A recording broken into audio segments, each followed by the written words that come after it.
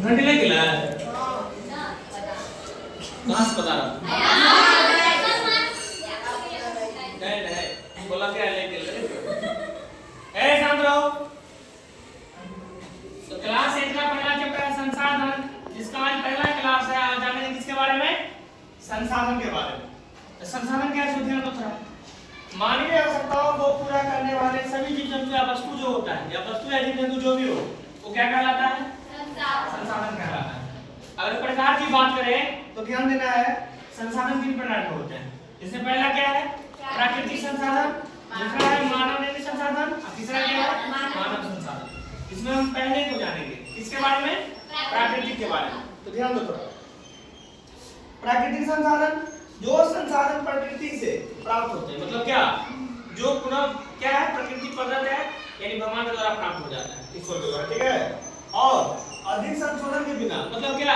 उसमें बिना कोई छेड़छाड़ किए हुए उसको हम क्या कर सकते हैं? उपयोग कर सकते हैं। उसको क्या कर सकते हैं?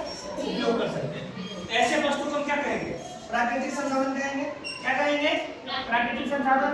इसमें क्या आता है? वायु आता है, जल, झील, झरना, मिट्टी, खनिज, ऐसे बहुत कुछ आता है। तो ध्यान रखेंगे, ठीक है। अब ध्यान दो, अगर प्राकृतिक संसाधन की प्रकार की बात करें तो विस्तृत रूप से क्या है? 2 भागों में बांटा गया है। कितने भागों में? 2 भागों में। जिससे पहला क्या है?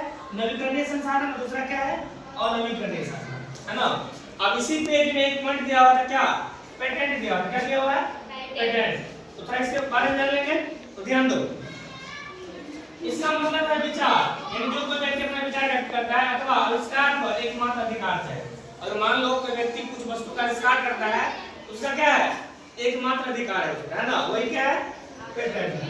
तो आज हम जाने संसाधन के बारे में और संसाधन के प्रकार के बारे में।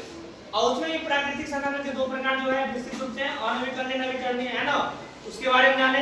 अच्छा, सब लोगों को याद कीजिएगा, यही तुम लोगों का होमवर्क है, ठीक है। चलो